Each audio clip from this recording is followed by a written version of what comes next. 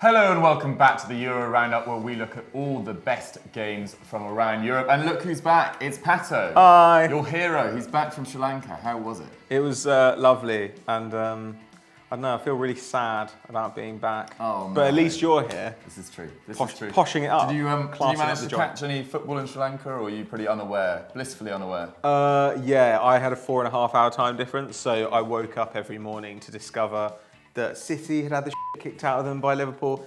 The real major game, Arsenal versus one of the Moscow clubs. Couldn't specify which one. CSKA. Yep, won that 4-1. But no, I've basically forgotten football exists, but people kept asking me about cricket. Fair. I had to pretend I cared. Well, now we're dragging you back in. Yeah, come on.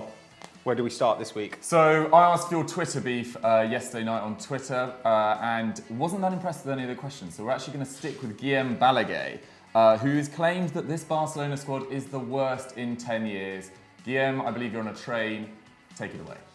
Hello, from a train that's taking me from the northwest back to London to do Revista, and then of course we'll have to be back for the big one at the Etihad, Manchester City, Liverpool.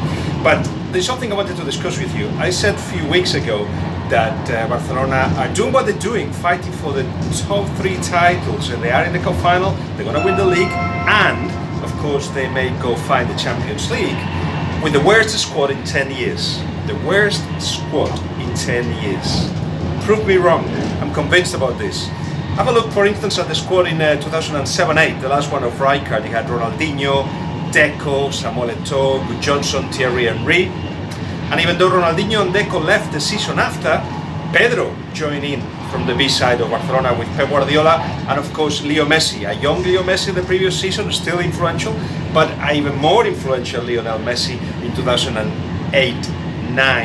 And go on, because every season they've had a better squad than this season. In fact, Barcelona have tried to get rid of 8 players in the previous window and this one. That's the plan. So not only on loan, but they want to sell them 8 players. That's a third of the squad, because they realize, like me, that this is the worst squad of Barcelona in 10 years. Even so, how are they doing it? 3 names: Lionel Messi, Ter Stegen, and Ernesto Valverde, maximizing the potential of the side. Do you agree with me? If not, you're going to have to work really hard to disprove what I'm just saying. All right, so Guillem has taken quite a controversial stance, and I Certainly actually has. kind of agree with him. Like, I think when you look at some of their performances, like the game against Sevilla, where they came back in the final minutes to draw 2-2, then you see that they were actually hugely outperformed in expected goals. They gave up really big chances. They didn't really create big chances themselves. I mean, in that tie against Roma in the Champions League, you know, they won 4-1, but they had 2 own goals helping them out, and they didn't create huge numbers of chances. I just kind of feel like all season, I've watched games, thought they haven't been that good, and they've somehow found a way to win, you know, or at least not lose. Against, say, Girona, we saw this as well. On the other hand, the defence this season has been truly spectacular, which is something we're not used to saying about them, right? They've conceded 16 goals in La Liga. They're on track to concede 19 overall. That's 0.5 goals a game. I mean, these are like Atletico Madrid numbers, but from a Barcelona team, which we never really thought of as defensively impregnable, and also a team where I think, certainly this year, Iniesta has very, very, very clearly slowed down. Busquets, I think, has had a pretty bad season overall. By his impeccable standards. Yeah, and you just start to think, okay, well, the end of a generation is in sight, and they're just kind of like a dull, functional side who I think have got the rub of the green a lot of times this season. Yeah, I agree. I think the functional is a word we'd never normally describe with Barcelona, but out of the last 10 years, would I pay to watch this Barcelona team compared to the last 10 years? Not a chance. But would I bet my house on them getting a result, or Messi pulling something out to win them a game? Of course I would. I think they're still on for a treble. I mean, they got the Copa del Rey final against Sevilla on the 21st. As you said, they're 4-1 up against Roma, so it's sort of bizarre to be having this discussion. But I totally agree, they're not as entertaining to watch in recent years. And the only side that you'd probably say were clearly worse than them in the last 10 years was the 2007-8 team, which was Frank Rijkaard's final year before Guardiola took over. And they finished with 67 points, which was third, 18 points behind Real Madrid. But have Barcelona been as good as previous years? The statistics would say yes, and in 10 years' time we'll look back and think this was a vintage Barcelona side, if you don't remember the details. But in terms of entertainment to watch, the Barcelona way, whatever that is, the attacking flair we're used to seeing, it's not really been the same. But what do you guys think? Let us know in the comments below. How do you think Barcelona fare compared to their history, or their recent history anyway? Please let us know down below. Right, it's time for our first winner, and we're sticking with Barcelona, who got a win this weekend. This is thanks to @Raheem_Shabazz. Pato, take it away. Yeah, Lionel Messi had yet another great weekend. The greatest player of all time got his 40th career hat-trick as Barcelona beat Leganes 3-1 to extend their league at the top of the table. They're obviously still unbeaten in this league campaign. They've actually now gone 38 La Liga matches if you go over into last season as well without defeat. That equals a 38-year-old record set by Real Sociedad. And to be honest, it wasn't that tough for them. They conceded, but they had 6 on target to the opposition's 1. They had 70% of possession. Going into the game, Leo Messi had scored more goals than the entire Leganes side, and he had 6 shots, 4 on target, created a chance, and completed 6 dribbles. Absolutely insane. Set another couple of records here as well. He's got 6 direct free kick goals in La Liga this season. He's the first player to do that in a single campaign since Ronaldinho in 2006, 2007. And he's also the first player to score from outside the box in 6 consecutive league games since at least 2003, 2004. And when I say at least, that's because that's when Opta Records began. He's the only guy who's ever done this in La Liga. I mean, I don't really know how we try and make Messi sound great every week. You know, it's just like he continues to do otherworldly things. The mind boggles. We're running out of superlatives. But actually, in this game, he was ably assisted. The expensive new boys of Coutinho and Dembele provided 2 assists on the night. Suarez was actually the only member of the front line who didn't play a direct part in a goal, I should say. Sorry, but we've got to give a shout out to a player that we've given a bit of abuse to in the past, Andre Gomez. He is terrible. He completed 73 of his 77 passes against Leganes, his highest ever in a La Liga game. He also managed 1 key pass, 2 dribbles, 3 tackles and interceptions, and won 2 aerial duels.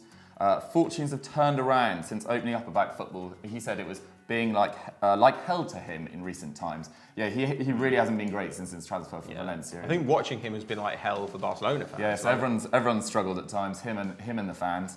But thanks to the Madrid derby ending in a draw, Barcelona are now 11 points clear of Atleti and 15 clear of Real Madrid, so they are romping to that league title. And Barcelona will be hoping from a guard of honour from Real Madrid. But Zidane said last week that they might not do it because they didn't get a guard of honour when they won that massive competition, the Club World Cup. What? Oh, that's that is ridiculous. You don't just get a guard of honour for winning shitty trophies, Zidane. What are you on about? Yeah, I doubt you'll get a guard of honour because Real Madrid are being sissies. But well played Barcelona on a fantastic season. Do you think Real Madrid should give them a guard of honour? Let us know in the comments below. We stay in Spain for our first losers of the week and we move on to Barcelona's Copa del Rey final opponents, Sevilla. This comes from @Swagato my boy. What happened to them? Because I gather that they got battered. Yeah, they're not having a good time of late, Sevilla. They obviously lost to Bayern Munich last week in the Champions League, and they lost 4-0 to Celta Vigo here, meaning they've now failed to win their past 4 La Liga games. They actually edged possession with 53% and had more shots with 16-12, with both teams putting 6 on target, but Celta were just far more clinical. The credit has to go, though, not just to Iago Aspas, who we'll come on to in a second, but 31-year-old shot stopper Sergio Alvarez, who made 6 saves on the day for Celta. But as I said, Iago Aspas was man of the match. He netted a hat-trick, he took 5 shots, the most on the pitch. And no La Liga player has scored more hat-tricks than his 2 this season. That's alongside Messi, Cristiano Ronaldo, and Griezmann. So he's having a stellar season. And what sort of went wrong, Pato? Yeah, this was kind of self-harm, really, from Sevilla. They obviously had an own goal through Arana, and then there were areas from Sarabia and Soria, and it kind of made life easy for Aspas. When you look at the expected goals in the game, they're pretty much even, 2 to 1.9. And so you can kind of see that Sevilla didn't take their chances, and Celta Vigo were extremely clinical indeed. Since Montella joined Sevilla, they've been pretty bad in defence. Only Deportivo have conceded more league goals than their 28, and they haven't really been great at the other end either. They're 10th in the league for goals scored. Celta Vigo, by comparison, a 7th. That just shows what an outstanding striker can do for you, I suppose. We've only scored 39 goals in the league. Wow. It's not terribly impressive stuff. On the other hand, they've been pretty good in the Champions League, obviously knocked out Man United. They lost to Bayern, but narrowly. So I don't know. There's still a chance for them to rescue their season, but they're 7th in the league. They're 1 point behind 6th place Villarreal, who actually have a game in hand. So frankly, we don't think that they're going to be playing in Europe's Premier Club competition next season. Sadly, no. So it's time for our second winner, and it's Memphis Depay and Lyon. Thanks to @RedRoth on Twitter for suggesting this one. Pato, what went down?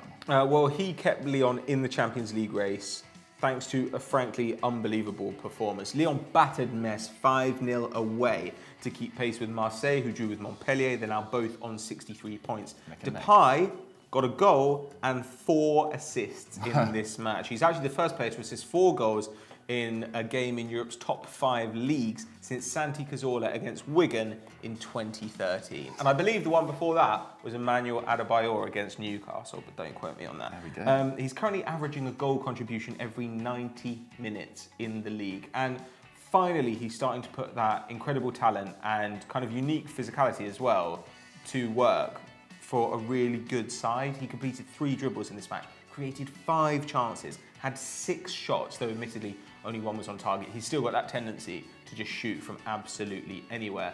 But it was an interest. You'd expect that he would have dovetailed with Bertrand Traore or Mariano Diaz or Nabil Fekir to have created all these goals. But actually, it was his partnership with a slightly unusual teammate that led to an early lead. Yeah, it certainly was. It was their big centre-back, Marcelo, who grabbed 2 goals and a clean sheet to complete a perfect day for him. He's actually got 6 league goals over the last 2 years, and that was with his previous club, Besiktas, and now with Lyon, and they've all been headers. And he's not just a danger in the opposition box, he uses it in his own box very effectively too. He won 10 aerial duels, which is double the next best, which was Lyon's Toussaint. Metz, though, will feel a bit aggrieved that they failed to bag a goal. They only had 1 less shot on target than Lyon with 5, but only 1 of these came from inside the box. So it's now really hotting up. They're both on 63 points, Marseille and Lyon. Pato, who would you tip to get that spot? I've really put him on the spot here. You can see the cogs. I want it to be Lyon, but it depends what happens with Marseille in the Europa League, right? Because they lost their first leg 1-0 to RB Leipzig. So if they go out, I think it will be easier for them to put all their resources into it, and they've got a better manager. But my heart says Lyon. I want it to be Lyon. There we go. You've heard it from Pato, but what do you guys think? Vote in the poll up there. Who will finish above the other one, Lyon or Marseille? Our second and final losers of the week are Roma, kind of continuing our loose links to Barcelona with their Champions League opponents. This comes from @Barno1047. Roma kind of shot themselves in the foot this weekend, didn't they? Yeah, it's not been a great couple of weeks for them. They lost 2-0 this weekend to informed Fiorentina, and this has seen their city rivals Lazio leapfrog them, putting their Champions League spot in jeopardy. They're now in 4th, just 1 point above Inter Milan. Roma dominated, having 71% possession and 25 shots. That's a hell of a lot, but only got 8 on target. That was against Fiorentina's 3, with only 2 on target, but they still lost 2-0. Edin Dzeko and El Shaarawy had a poor time in front of goal, both having 6 shots with only 2 on target each. The Bosnian was also dispossessed 4 times, and along with Federico Fazio, hit the post. So it was a day to forget for Dzeko. Yeah. And it wasn't a great game for Brazil's number 1, Alisson, either. He didn't make a single save, but only had those 2 shots to deal with, so we can sort of give him a bit of understanding there. But on the other side of the pitch, he'll be very pissed off by seeing Fiorentina's number 1, Marco Sportiello, who was man of the match. He had a superb game. He made 8 saves. And with their second leg against Barcelona to come, and they're down 4-1, Roma have to be really careful that their season doesn't totally derail and they end up in the Europa League, which, having started the season so promisingly and having that great defensive record until about a month ago, would be a bit of a disaster, really. Yeah, because they're only 1 point above Inter, right? Inter drew, I think, this weekend. And so if that game had gone differently, then they would be way off the pace right now. So they do need to sort it out quickly. Serie A is so tight this season that just a couple of bad results can completely throw Most interesting your league in campaign Europe. away. Yeah, definitely. I'd certainly agree with that. But Fiorentina really deserves some credit for the campaign they're having at the moment. They've just won their 6th Serie A game in a row. That's the first time they've won 6 games on the bounce in a single season since 1960. That's absolutely bananas. So in this game, they kind of got the luck of the draw, but they put their chances away. Marco Bonassi scored after 7 minutes, some bad set-piece defending from Roma. And then Giovanni Simeone managed to score as well after holding off the Giallorossi defenders who were a little bit too weak. Simeone has scored in 3 consecutive Serie A games, the first time he's done that in over a year, and he's now got 10 in the league this season. Pretty impressive stuff. Fiorentina, on the other hand, are a team on the up. You know, they're in touching distance of Europe. They're 2 points off AC Milan, who are in 6th. So who knows, maybe we could see that famous purple shirt back in European competition. It's going to be quite a finish to the season. I certainly would like to see that. Big What's time. your prediction for Serie A? Who's going to... will Roma make the Champions League? I think Roma might still hold on. I think Inter Milan are a great run of form, but I don't really back them in the long run. I think Roma will make it. I think Juventus annoyingly will win the title. Yeah, me too. But it's definitely going to be intriguing, much more so than the other leagues in Europe, so keep on tuning into that. But what do you guys think? How do you guys see Serie A finishing? Let us know in the comments below. So that's all for this week's Euro Roundup. Dukes, what should the good people do after this? Yeah, well, go check out Winners and Losers, came out an hour before, and go check out the weekend's content as well. There was a Continental Club on EFD. There was a Stat Wars the Champions as well. Adam McCullough versus Kieran Carlin. Kieran both being the ref and the contestant this week. It was well worth a watch. Oh yeah, and head over to Kieran's own channel, 90+1 Facts, for the latest edition of the comment show where Very you funny. get your terrible opinions on screen and Kieran mocks you in a kind of weird David Lynchian way. And could be obviously better? make sure you stay right here on Eurofootball Daily. Subscribe, like, all that. Bye. Cheers.